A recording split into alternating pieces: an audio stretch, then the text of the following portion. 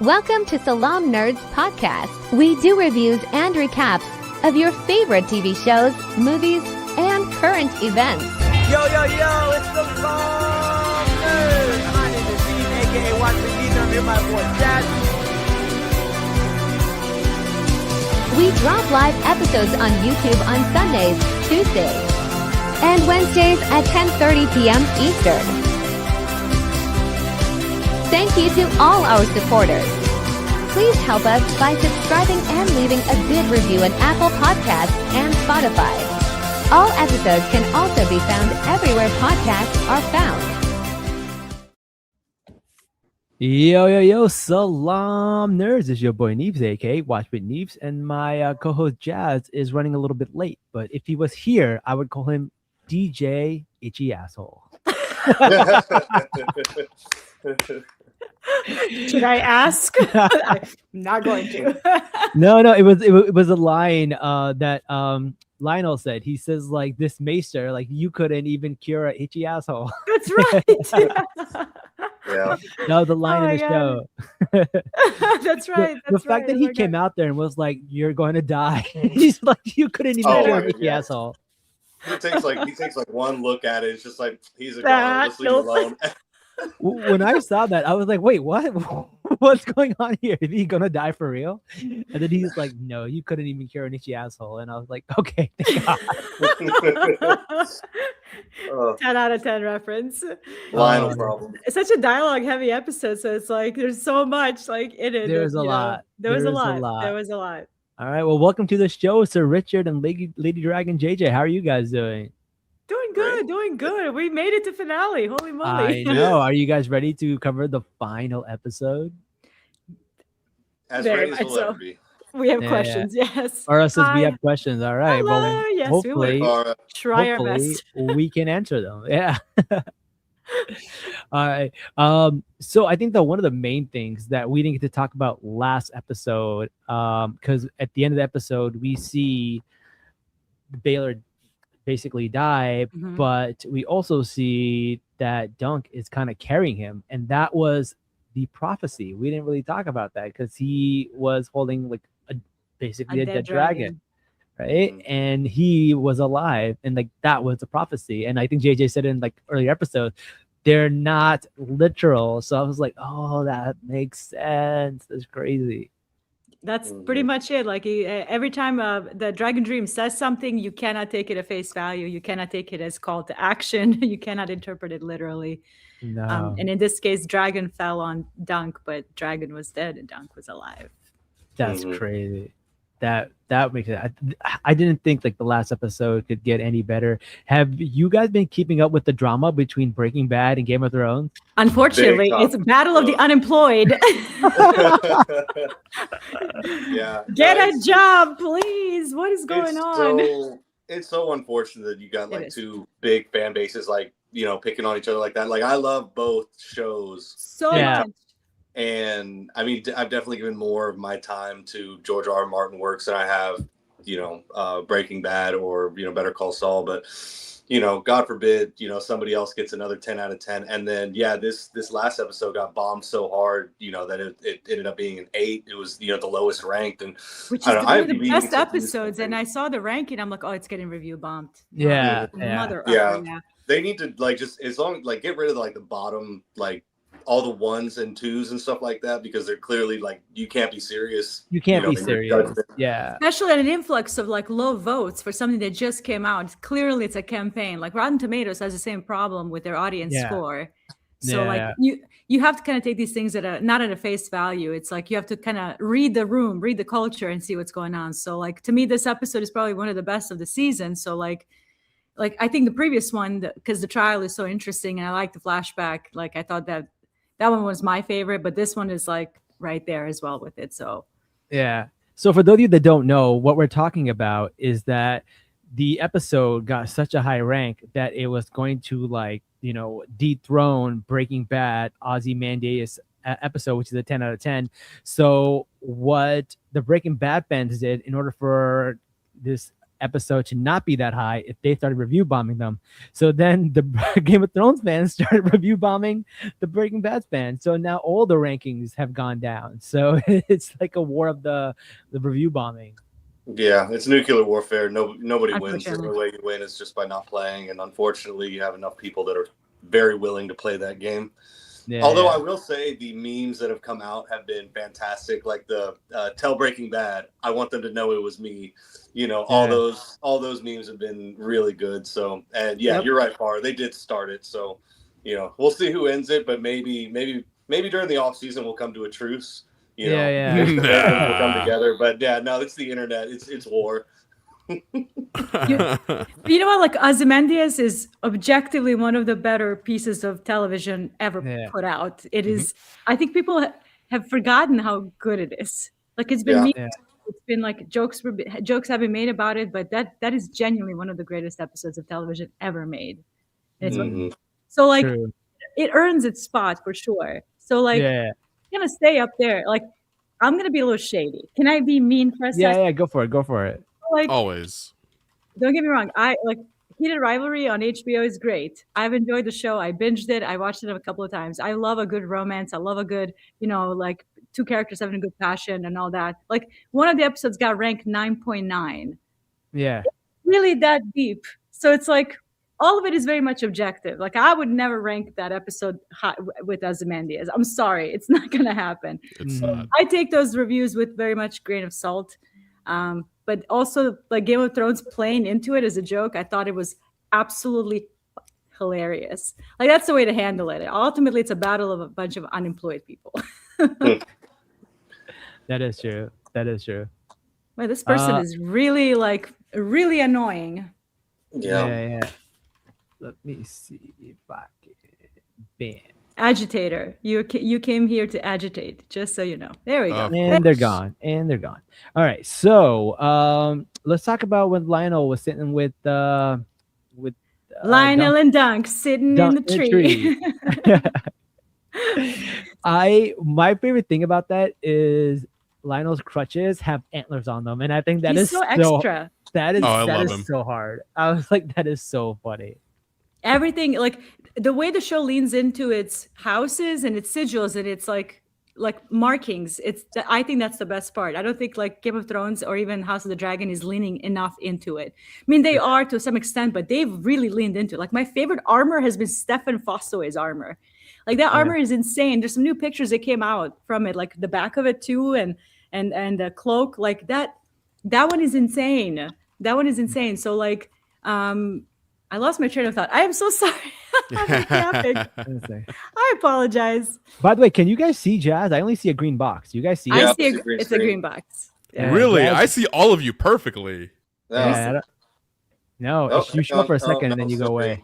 Oh well. Interesting. Yeah. Oh yeah, we will were talking say, about though- the crutch being in the shape of an antler. Yeah, they're leaning into Baratheon sigil really, really hard, which I enjoy.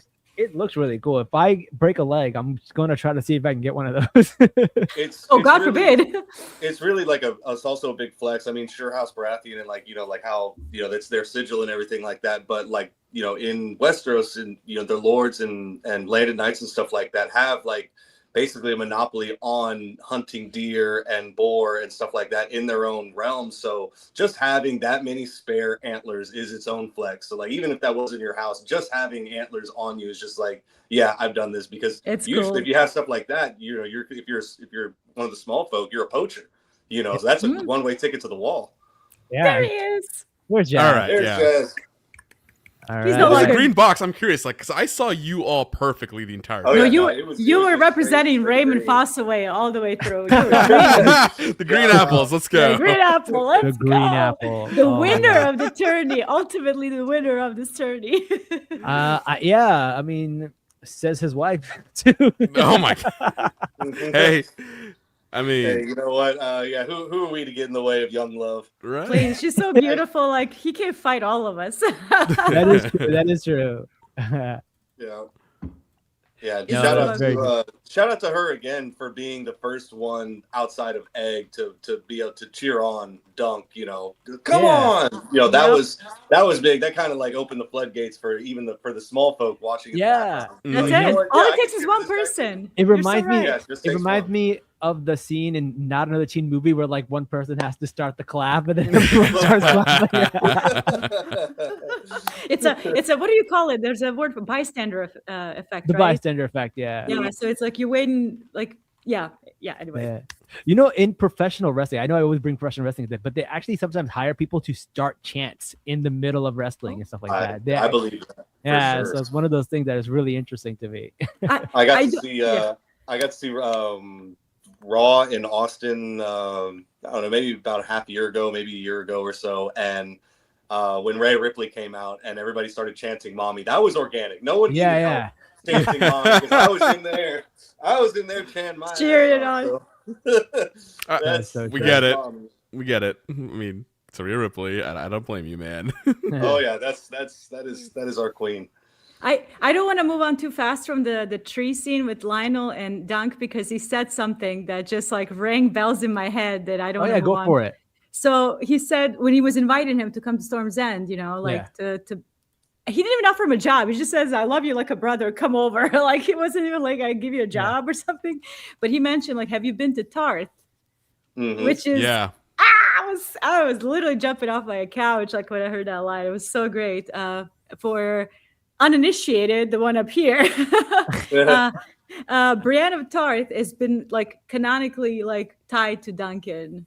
George R. Martin confirmed it at a I think in Baltimore Comic Con like 5-6 years ago that they are related in some way, but not he did not say how.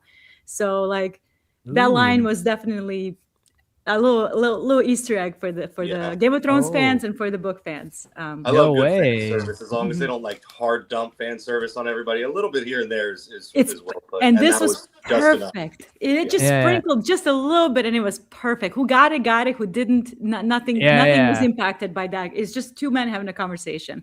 That's how you do fan service. In my opinion. So that was great. I didn't want to move on too far from that one. No. I love that. Let's stay on that a little bit more because he goes on a little bit of a tirade about the Targaryens. He's like, everyone's like, oh, he was a good prince and he was one of the good ones. And he's like, you know what, man, there are no good dragons. The only good dragon is the dead dragon.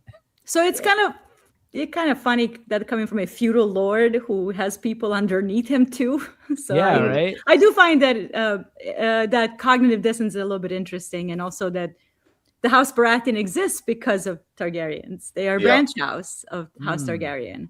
Mm-hmm. So they came over with the conquest and everything. So how quick 200 years somebody can switch up on you like that? That. Here we are. Yeah. And you know what? Like when he says like he didn't risk anything. I mean, to some extent, that's true technically, but the man still died. It's still kind of a shitty thing to say, I think, in a moment. I can't say he didn't risk anything when he literally died. He literally died. Literally died. But also, like, I thought the joke was a little on the nose when he says, I guess I'll head out after the roast. And then bad taste. But the timing of that was crazy. Lionel really reminds me of at least, when we go to Renfest, we camp for the whole weekend. We show up Thursday, like right at noon when they open the gates. We leave at Monday after we packed everything up. And he's just sitting around on Monday morning, Monday afternoon, like, everybody's strung out, all the drugs have left your system and everything like that. And it's like, dude, okay, let's camp.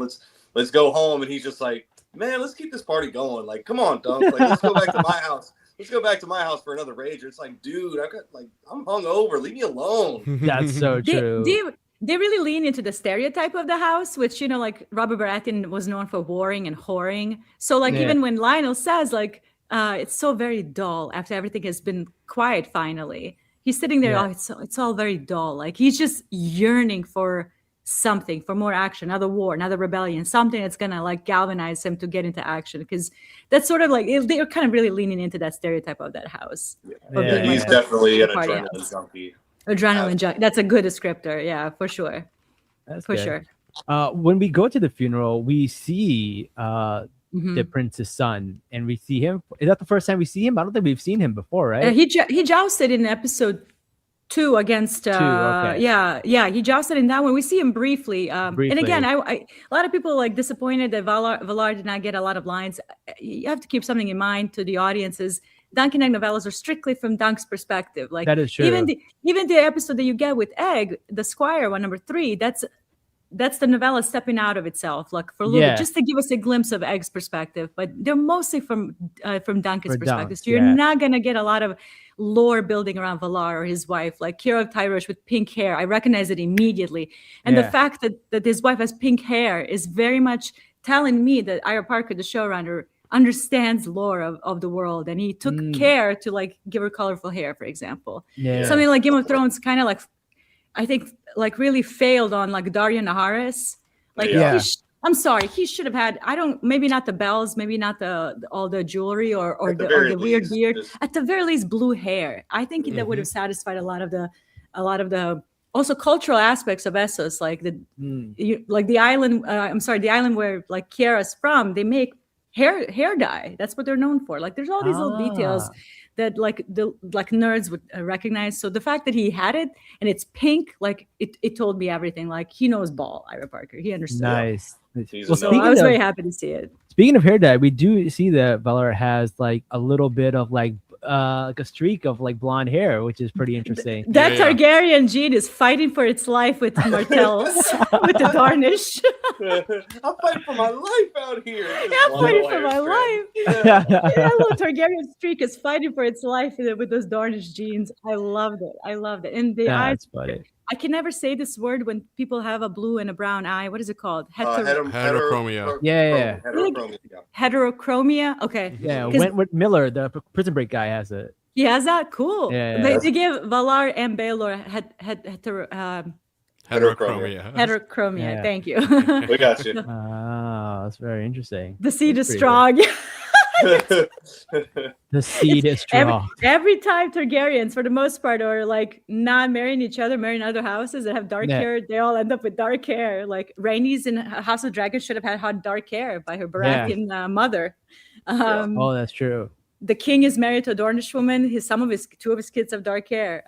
Let's see. A Maekar's wife probably has dark hair. I don't think. Maybe that's debatable. Danes are from Dorne, but they also have Valyrian features, and George gatekeeps them so much about their heritage. I'm kind of curious in that one. So that little streak, but nothing else. That little streak fighting for its life. I love it. I love that. I saw that and I was like, oh, I see you.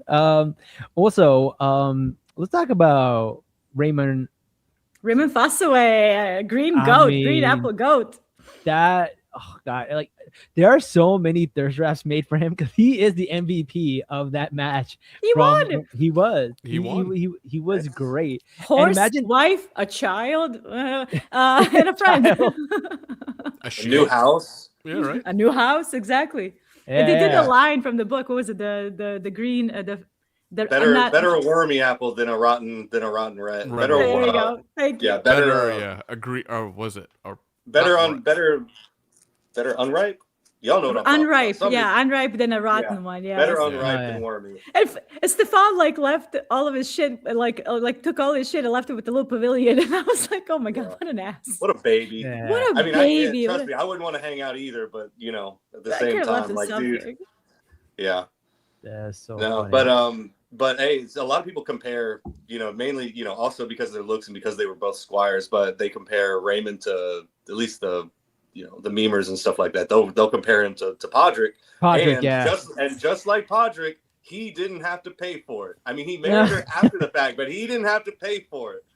Shout out, shout out to my boy Raymond. And he paid for 18 years. Lady Rowan for being the perfect social climber. She got her bag out of that tourney, and I have nothing but respect for her. How did she know she was pregnant that quickly? Well, Jazz. I don't know how to explain this to you, but there's when a man and a woman. No, because like this whole sequence happened in a period of like a day, right? Mm-hmm. How would you know that quickly? A couple days, yeah. She was probably pregnant for the whole time. Yeah. There's no guarantee that she is pregnant, but that too. But also, she might have because they did have some sort of prophylactics in Westeros. at least at the whorehouses and stuff like that. So the moon, maybe whenever he was he was the only person that she basically, raw dogged. Sure, So, but like, how do you know that quickly? You know what? Like JJ said, perfect social climber, and shout out for and go back to episode 1 or maybe it was 1 or 2 when she said, be kind to your body. It's likely to be the only one that you have. To dunk, and like she's like finally like, hey, I need to get up out this game while the getting's good, and I just found the perfect. That's great. That's a nice catch. That's actually a great catch. Someone said he was too happy to accept anything she said. Exactly. That's as my a point. dude who has been in love before. Let me tell you, when it hits right, you will say or agree to anything for more of what she got. Especially when they're out of your league. He looks like that. I'm sorry. If a woman that's into me looks like that, I'm sorry. I will take 15 of her bastards. I don't give a shit. It's like that movie with Jim Carrey, Me, Myself, and Irene, where he has like 3 kids that were like black. Like 4 black kids. What are you getting at? Those are my kids. I love that movie so much. It's so good. Oh man. That's funny. You know what? The 2 branches of apple tree fought for Stannis. Yes, they were Stannis loyalists. Yeah. Real ones. The true king. I'm gonna piss off some people, but it's true. I'm sorry. Technically, lawfully, I'm right. Don't even. Yes, I've always after Robert, it would be Stan. Yep. Okay. Yeah. I mean, if you prove that his children are not his, which they're not, a reader knows this. Characters in the book, they don't know that. Got it. So let's talk a little bit about Makor's conversation with Dunk, because I didn't know how I thought that was gonna go. I was like, they can still kill him, but it's like one of those things where it's like, he's like, what are we gonna do? And Raymond was like, no, he's not going anywhere. And he's like, no, it's fine, because he's so defeated. He's like, what's the worst they could do for me? I can't feel it any worse. I've been through worse. I would rather be dead right now, honestly. Yep. Yeah. I mean, that 1,000-yard stare that he gives while he's hanging out with Lionel. I think in the after credits or whatever, when the actors are talking, he really is defeated. He honestly feels like he should be dead. So like, what do I have to lose? And also I don't know if it was implied that there was danger to him at that point. I don't know.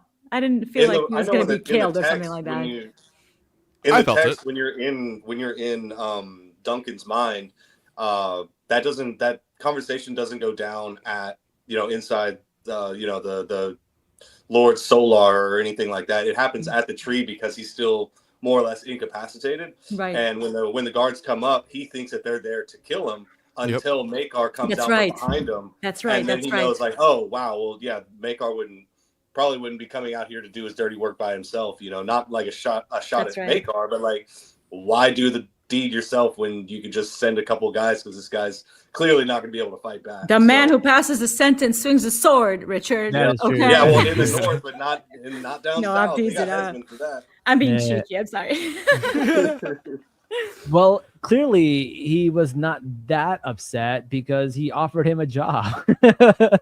He's like, oh, why don't you, have my son squire for you at Summerhall, and you have the best trainers and all that stuff. And Dunk's like, no, I've had my share of princes. But before that, he did mention that like everyone's going to think that like I killed my brother. And I'm going to hear these whispers until he die. And Dunk says, yeah, me too. Me too. That was pretty interesting. What are your thoughts about that scene is super crucial. Like even towards the end of the novella, it is probably my favorite moment in the whole book, because it's such a moment of like reckoning for all of the characters, including Makar, including Dunk, and including Egg to some extent, because it sets him on a path. But for Makar, this is a moment of like really harsh truth. That number one, like the idea that he did something on purpose to his brother, to me, that is such a lazy argument. It's clearly throughout the entire season that the whole season is about fathers and sons and found family, and the family that you have, the family that you love and tolerate to some extent. So like to me, like he did a really good job in like demonstrating relationship that Makar has with his sons. And this episode in particular hits really hard because again, like he sees his young child trying to kill his other son, and brother trying to kill a brother on top of him just killing his own brother. So he's going through all of these different emotions. And in that moment, for him, he swallowed his pride like, yeah, we're gonna be blamed together, and like, who's gonna say like if I swung the mace on purpose or not? Like, every time a crop fails, they're gonna say it wouldn't have failed under Baylor. He has to live with that ugly Guilt. truth, with that guilt for the rest of his life. And so does Dunk, which he clearly says, like, he died for me. Like, what's a hedge knight's life? Yeah, a foot worth a prince's life. Yeah. So could I not have spared one? So I wrote, so when it comes to that whole conversation and, Dunk more or less telling, I mean, I know that this in the novella, the conversation isn't two-parted. It all happens at once. Whenever it gets to the point where he's talking about, Arian only ate, rare bloody steak, and Darren never slept in a ditch. I think Darren slept in more ditches than he let on. Then they make our nose. I have a feeling. They make our nose. Yeah. But I do want to read an excerpt from I was about to say the Winds of Winter. I wish. From that's a Freudian slip of all. Which, by the way, we have to hit that at some point when you're done. We will. You know what I'm talking about. Okay, all right. But Duncan comes to the realization that that being around royalty and stuff like that isn't going to be good for Egg. And there's an excerpt from the epilogue of Dance of Dragons where Varys is talking to Kevin Lannister as he's dying, where he's talking about a character that book readers will know as young Griff, but he's going by Aegon. And so it says, he's been shaped for rule since before he could walk. He's been trained in arms as befits a knight. He reads and writes and speaks several tongues. He's studied history, law, and poetry. He's lived with fisherfolk, worked with his hands, swum in rivers, mended nets, and learned to wash his own clothes at need. He can fish and cook and bind up a wound. He knows what it's like to be hungry, to be hunted, to be afraid. Tommen has been taught that kingship is his right. Aegon knows that kingship is his duty, that a king must put his people first and live and rule for them. And that's really, I mean, whenever I, was reading, Dunk more or less not so eloquently come to those points, that was all I could think of was that passage right there, because, sometimes you have to live around the people you want to rule to understand them better. Mm-hmm. And Dunk, without so many, words, because he's not an eloquent person, really, that was like at his core, his belief is just like, no, this kid needs to go out and see the world. Otherwise he's going to end up in other shit like the rest of you guys, unfortunately. Yeah. And even House of the Dragon, I think, like as many critiques as I have of that show, the conversation between Alison Hightower and her brother when they're talking about Daron, how is he in Old Town? He says he's kind, and her face just goes really somber. Like there's something about the Red Keep, about the court, that messes up with young men, like the way he words it. So there's something about obviously being in proximity of extreme power and privilege that corrupts you, obviously, that corrodes you. Mm-hmm. And also, like, I do like that you brought up the Varys essentially grooming a perfect king for this nation. But this king has never seen this nation. It's manufactured goodness. I'm not saying the young Griff that Aegon is not a good person, but he's grooming him specifically for that role. While Egg is just, we don't know at this point that he's going to rule, essentially. Right. Like, Egg is just, Dunk is taking him just to make a decent person out of him. Yeah. Because he sees how corruptive, how like corrosive the power and being surrounded by so much power and wealth can be. Even with Daron especially with Arion, which again I think Daron mentioned that he wasn't always like this, which I thought was very striking. And then he mentions he liked to fish, and Egg has mentioned that he likes to fish. So at some point, I have a feeling that at some point he took him when he was really little. They went fishing, and something happened to Arion where he just became what he became, and a lot of it is I could chalk it up to like power, obviously being like that privileged and that wealthy, but also like there's something in Feast for Crows with their brother says, "My brothers dreamed of dragons, all of them," and it. Something I don't want to spoil it. So there's an implication that that the Arion might have had the similar dragon dreams that Daron did too, and that they made him believe that he's a dragon reborn. So I thought that was such a great line.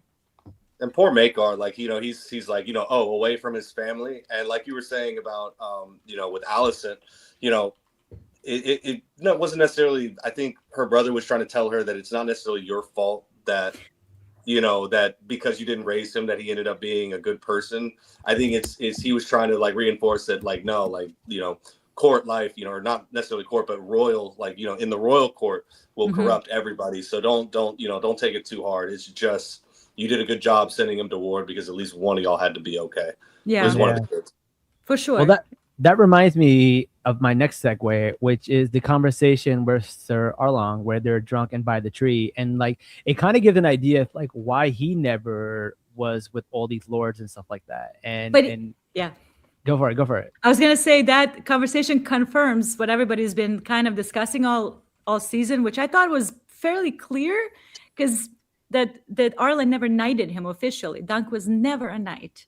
And in the book, it's I don't want to say it's explicit, but the way Duncan in his own head frames it, like this monstrous lie, but we don't know what the monstrous lie is. Yeah. But when the severity of that word, a monstrous lie, I am lying about being a knight, that he's never knighted me, and it's never confirmed. And even George R. R. Martin, when he was having a conversation with Peter Claffey, like in one of the clips, like they were talking about, like, you're supposed to question it. It's never supposed to be clear. So. I still don't think it's clear, but I think it's like pretty sure. But the fact, because he's essentially, you think he died, and he asked him why you never knighted him, and you're like, oh, this answered everything. And then the motherfucker comes back to life, and you're like, oh, wait, what? It was very comical. It was very, very comical. And I was starting to tear up a little bit, and then you too wakes up, and then JJ he drops the biggest shade at George R. R. Martin of all time. Okay, is it shade or is it a message? It's both. It can't be both. Wins. Can it be both? It can be both. Why not? It can be both. How can it be both? It's great writing. It's great writing. So what you're referring to is when he says that like a knight has to finish his story. A knight always finishes his story. That was either really direct shade at the author, or George R. R. Martin is signaling something. Yeah. I'm sure they'll have a laugh about that later on. Yeah. But he's a fraud. Yeah. Oh, no. That is true. Oh yeah, and then he even mentions to Stefan when they're in the tent, after they know that it's going to be a trial by 7, not knowing my place. Yeah. Yeah. This is my punishment for not knowing my place. So and the hesitation of to knight Raymond. Knight, yeah. And now the question is, did Lionel catch on it? Is that why he stepped in, or did he run out of time? Yeah, was it for sure. Yeah, Lionel knew. He's really quick about, like, go ahead and, because it's like, just because that horn went off doesn't mean like, hey, Dunk, get over here. If they'd have been like, hey, Sir Duncan, we need you over here, then like I get that. But like a horn just blew, and like he was like, okay, it's not like, if he's Say by the bell. Yeah. Shut up, Garrett. Someone's mentioning Richard's tie. Richard wore a tie. That's right. You were a full suit. I was in mourning last time. We were in mourning last time. That is true. We had our barbecue. We had our barbecue. It's over now. I am a widow. Be gentle. I am a widow. Well, Baylor died. I'm mourning. Speaking of Arlong, what about the whole story about the Penny Tree? Is that how he got the name Penny Tree? There is no place called Penny Tree. Is that what it's supposed to mean? No, Penny Tree should be a realistic. So it is a real place. Okay, it should be a real place. I think that the tragedy of that story, I'm sure most people also picked up on it, is that when he mentions that there's no, you're very remiss to find spots where you can put. I was here for the time. He straight up said, I'm unsubscribing. And so, but he was there, but then you can't find a spot to put, more pennies on there. And, and it's just a tragedy about like how many, young people, go to war and never come back. Yeah. But to answer your question, Penny Tree is a place. Dunk has never been, as far as I know. But we will not in his journey, but we may learn in one of his journeys. Who knows? Yeah, we got 13 or we got 12 more, 11 or 12 more novellas coming out, and most of them are unwritten. So yeah. We have outlines. Okay, I'll live on. We have outlines. I do. Before we move on from Makar and Dunk's conversation, they changed it, and a lot of people split. It's split between they like it and they don't like it. I am on a like it part, and for one very simple reason. So, like Richard said, the conversation between Dunk and Makar is in one one scene. They split it here. He comes back after hearing Daron saying that Arion was normal at some point, and he got corrupted over time. So he comes back, to take Egg on. So Maekar, let's go of Egg. Like he consents to it, essentially.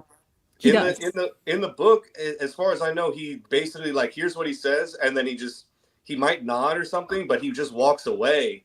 And so then when that last scene came out, I was like, oh, he never consents because as far as Dunk knows, yeah, he's just doing what he's. I'll get the ancient text out. Am I like? Yeah, well, did I gaslight myself? Do not cite the ancient text. I was there when it was written. I would have sworn he let him go. Like yeah, that was like the whole thing. He just more or less just doesn't say anything and walks away. And then the next thing that you see is Egg just walks up and says, "I'm to serve you." Yeah. I mean, it is from Dunk's perspective. So, yeah, it makes sense that he would think that. Mm-hmm. Oh, shit, you're right. Yeah. I gaslit myself. You are kidding me. No way. The trial, addle your wits, man. Aegon is a prince of the realm, the blood of the dragon. Princes are not made for sleeping in ditches and eating hard salt beef. What is it that you're afraid to tell me? Say what you will, sir. Daron never slept in a ditch, I'd wager. Maekar Targaryen, Prince of Summerhall, regarded Dunk of Flea Bottom for a long time, his jaw working silently beneath his silvery beard. Finally, he turned and walked away, never speaking a word. Motherfucker, I gaslit myself. For 10 years. Amazing. For 10 years. Hey, we learn something new every day. Internet fucking gaslit me. You are kidding me. See, there was your problem, letting the internet dictate anything in your life. I'm gonna have to fucking exit this chat now. I have to leave. I have my own personal reckoning. Oh my god. That's why that last scene hit me so hard. Well, it didn't hit me as hard because I was like, oh yeah, Dunk wouldn't know, but here we are. He finally turned and walked away, never speaking a word. Yep. In my head, because it goes straight into the boy came next morning just as the sun was coming up. I think that's where my head was, because immediately the scene shifts into Egg showing up to go with Dunk, and I'm like, oh, clearly he got Maekar's permission. Yeah. Am I wrong to connect those two thoughts like that? Because no, you're not. It's just like that. Egg is egg. Egg is unruly. Oh my goodness. This is the greatest night of my life, by the way. I gaslit myself for 10 years just the way this chapter is worded. Fucking George R. Martin. I swear to God, I will rue the day I read this.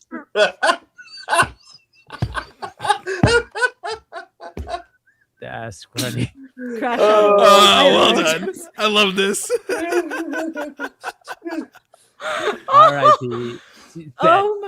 Oh my god! Put it in a coffin with bees because it's over. Fucking Twitter! Oh, I'm gonna unleash hell tonight. Oh, I can't wait to retweet half of this. Yep. Unleash hell tonight. Neves, we're gonna need some clips of this podcast. Yeah. Clip that. Clip all of We're gonna clip it. Oh my god, that's so funny. It like 10 times. 10 times. Man, am I a nerd? You are such a fucking nerd. No, you're observant. Like my head, like, oh, he walked away without saying a word, assuming that permission was given explicitly because Egg shows up immediately in the next scene. Mm-hmm. Yeah. Yeah. So no, see, I was with you completely until I mean, like I had the same idea as you did, and then the post-credit scene came out, and then that's when I had to think like, wait, he never said, okay, I'm going to send Egg with you. Egg just shows up, and that's when it clicked, and I just started laughing my ass off. That's the moment funny. Like, where the fuck is my son? I was like, oh my God, Egg, you done it again. That's so funny. Good old Egg. Oh my God, I love this so much more now. So much more. It just became better. Because oh my God, Twitter gaslit me to thinking that it's a wordplay. George and his damn wordplay. That's correct. Yeah. That's it. And I fell for it. Holy George, mother masterful writer. He's a masterful writer. Or he's so bad at writing. Or he's really bad at it. Sometimes you make these happy accidents.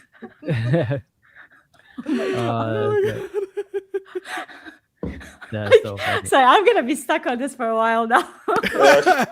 She ain't gonna be able to sleep tonight. I'm not, by the way. Fuck that.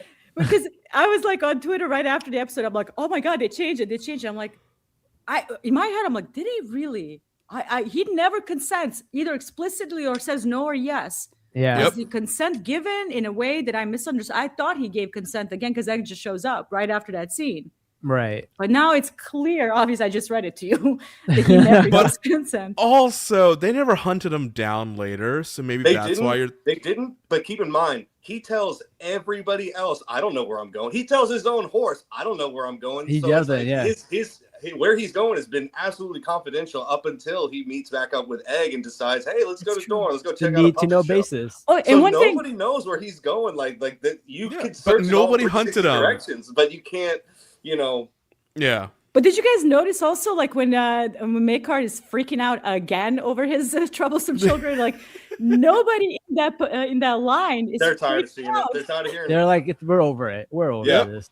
That is. It is what it is. The Nobody's boy, Another panicking. that day. is the prince who cried wolf. Yeah. The sky is blue. The grass is green. Oh, the Water little is bald one. wet. The little bald one Egg ran ran away away. again. Oh my god. Oh my it's so god, funny. I'm having this is, yeah, I have not had like such a revelation about A Song of Ice and Fire in a very, very long fucking time. I gaslit myself and I let Twitter gaslight me last night that I was like, wait a minute.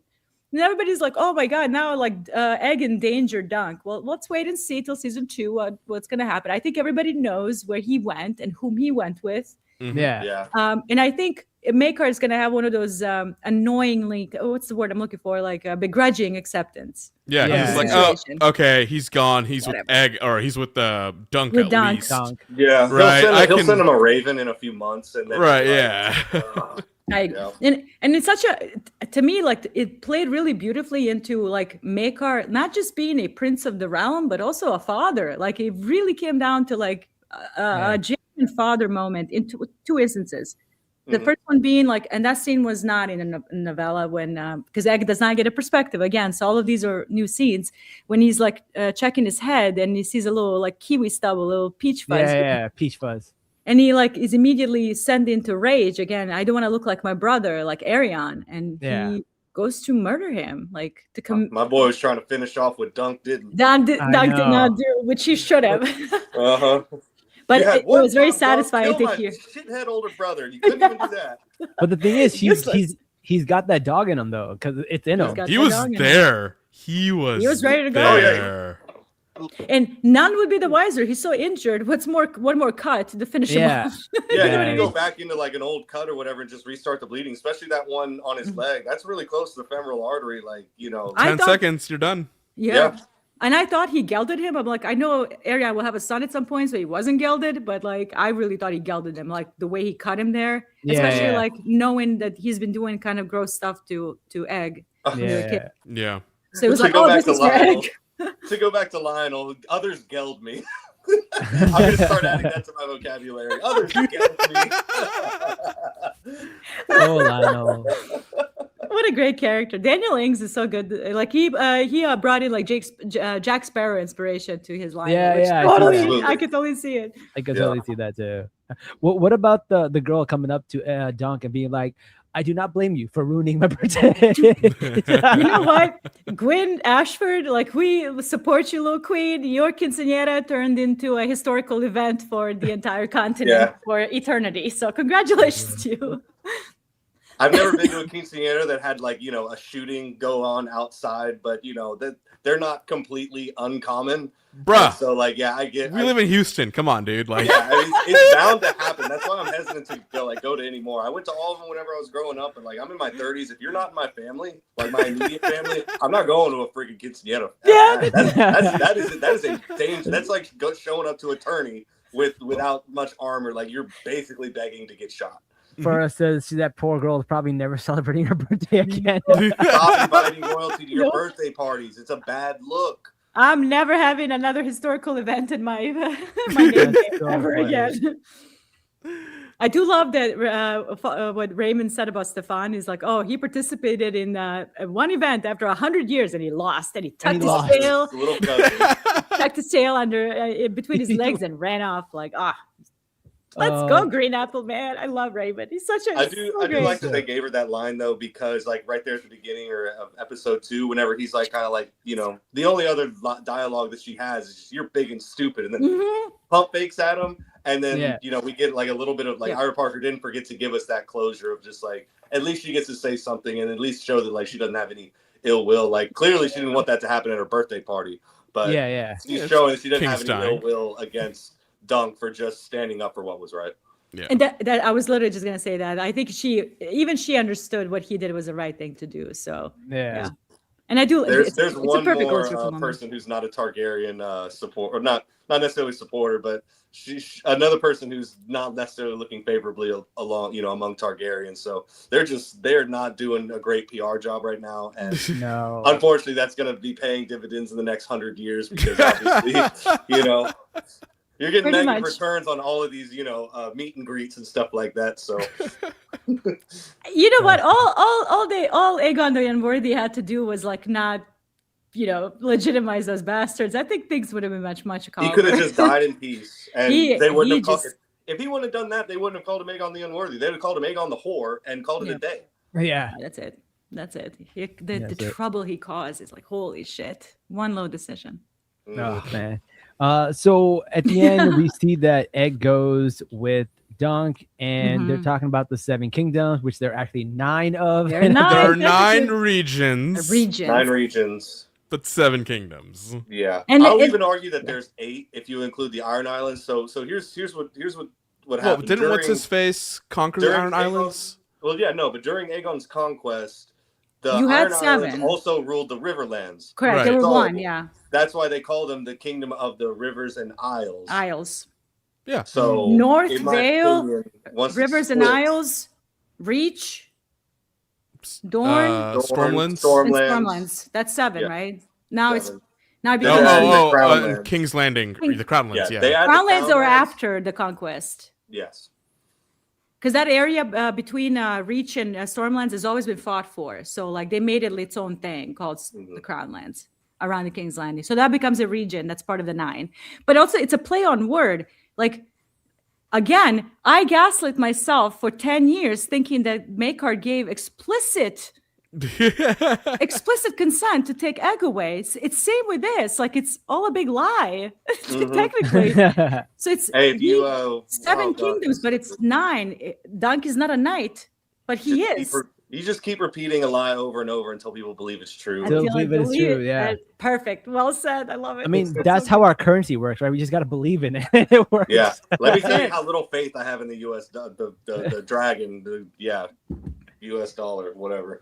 That's a good one. That's it. You know what? It's funny because like people are arguing over the 7 realms or the 9 realms, and they don't even know if Puerto Rico is part of the U.S. Yeah, no shit. That's right.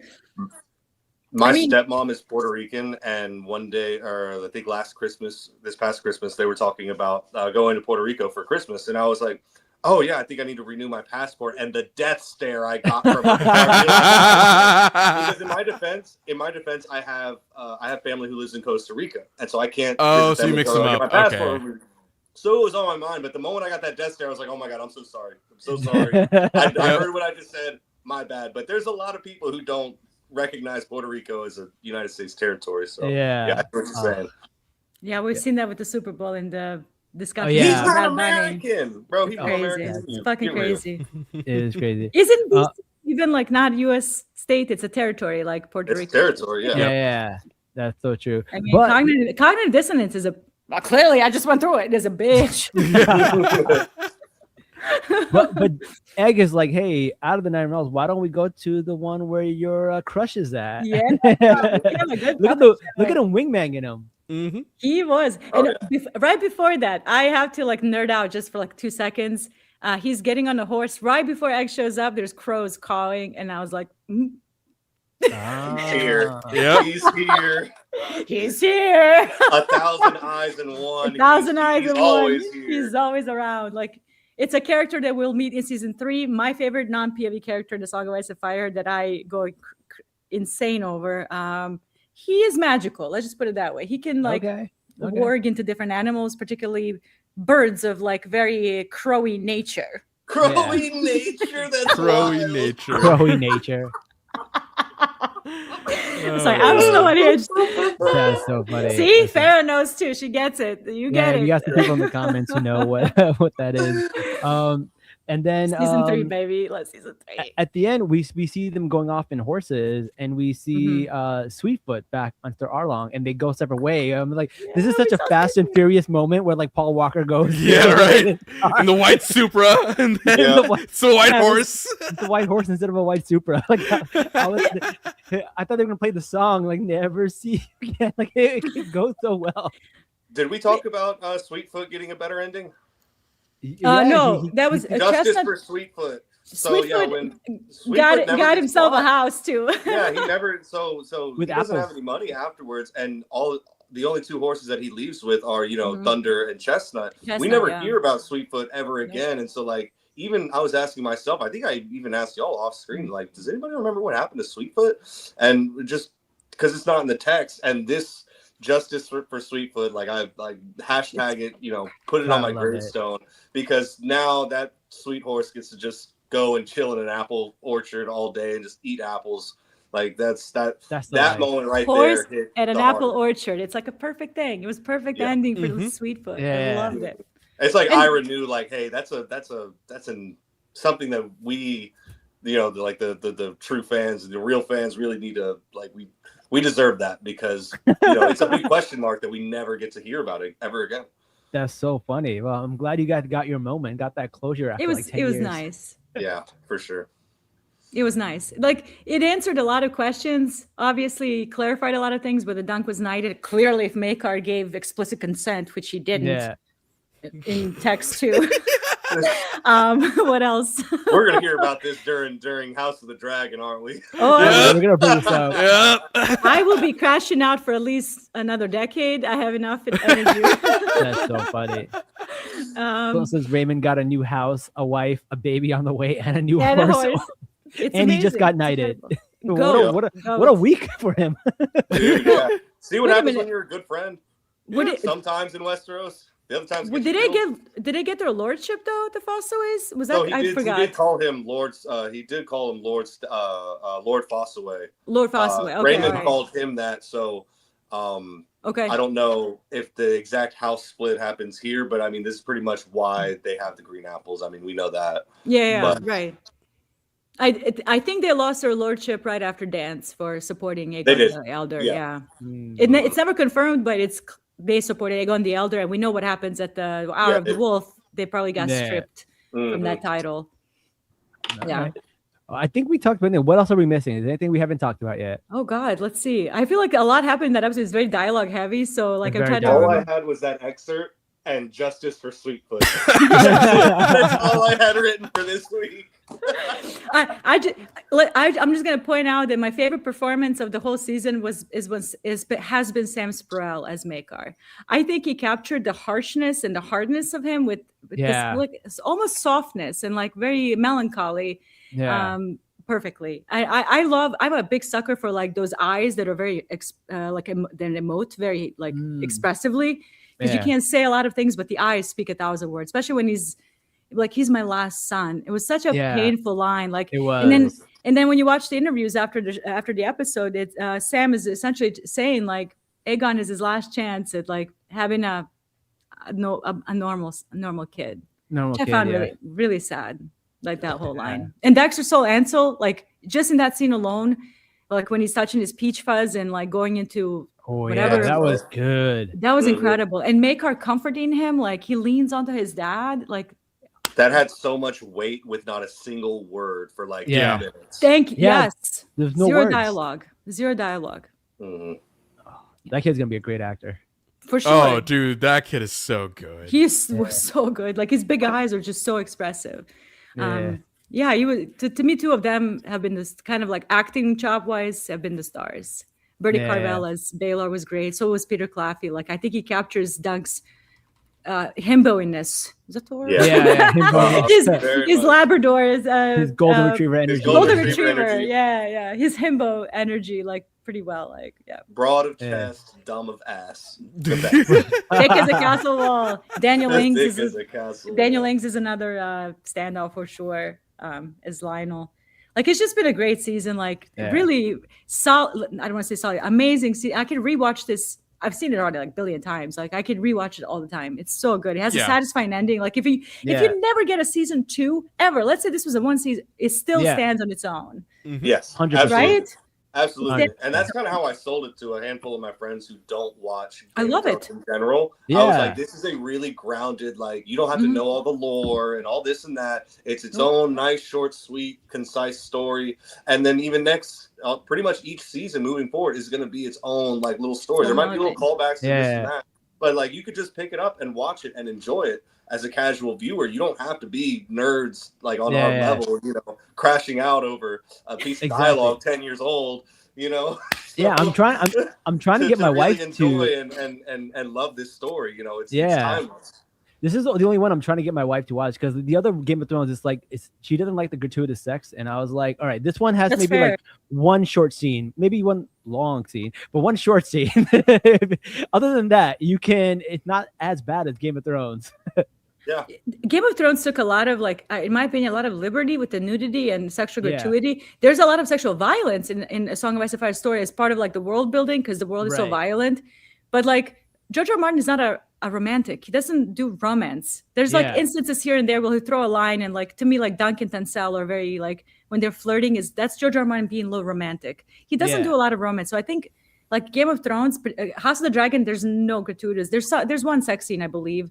That's about it, which is very low when you think about Game of Thrones, like, prior, which was very, like, to me, way too gratuitous. They coined the term sex position, you know, just to kind of keep your viewership there. Pretty much. Yeah. And all you see, like, I think there's two instances in House of the Dragon, like in the brothel scene and Daemon with Mysaria. That's about it. But other than that, like, in those scenes, they serve a purpose, in my opinion. Like, to me, sex has to serve purpose, whether it's violent, whether it's for pleasure. Like, it has to serve a narrative, it has to serve a character, not just be there because it's boobs. And I also want to point out, like, Rowan, she's not a character in the novella. It's an invented character. Raymond's wife now. For them to add another redheaded prostitute and not exploit her, not kill her or violate her or expose her and make her a princess. Correct. Thank you. Because they did that in Game of Thrones with Ross, R-O-Z. That's her character. The red-haired prostitute that Joffrey kills. That's not a character in the book. They just literally introduce her so they can abuse her. Yeah. So for me, like, to me, this was like I don't want to say a payback, but like recognition, I think, of that moment to introduce Ross, like in Game of Thrones, just to literally basically just violate her to the end was, to me, very unnecessary. So I do appreciate Ira Parker giving us another red-haired lady of the night, but actually rewarding her in the end. So. All right, that's good. Speaking of rewarding, I would like to thank you all very much for this season. Yes, thank you. Thank you for having us. This is great. Listen, I look forward to this every week. Me too. So are we doing House of the Dragon 3? We are. Oh, for sure. Yeah. Summer 2026. Let's go. That's June, summertime. I'm gonna have my tan. I won't be so pasty white. It'll be great. Oh yeah, we'll be coming back for House of the Dragon. Yep. Because those were some fun conversations too. those were crazy, and I love me some Matt Smith. I can't wait to see him back. I love him too. He's so great. Matt Smith is best casting, I think, in the whole show. I know. I'm trying to get my wife to watch Doctor Who now, because I was like, you gotta get into the Matt Smith lore. My goat. That's good. Well, thank you guys for joining us, and let's go around the room. Let people know where they can find you, Lady Dragon JJ. You can find me under that moniker, Lady Dragon JJ, on TikTok, Twitter, and Instagram. I talk about A Song of Ice and Fire and other pop culture things that I enjoy. Sometimes a little unhinged, but awesome. We keep it fun. And we love the unhinged. Yeah. And now for the assistant manager of Circus City, Mr. Richard. I just find me on Twitter or on X at Fuck Off Harvey, or in Lady Dragon JJ's comments. Hey, didn't you say you were gonna come up with a new username that's more PG? Yeah, I'm still working for one. So like I'm actually like building a business right now, and I Oh. want to try and integrate all of it into one. So when I find one that works, I'm gonna change it. But for now, you know, we'll see how it goes. Well, good luck All to you right. in that process. It's not easy, like to I appreciate consolidate it. all that. Good luck. Good luck. All right, Jazz. Anything you want to say before we go?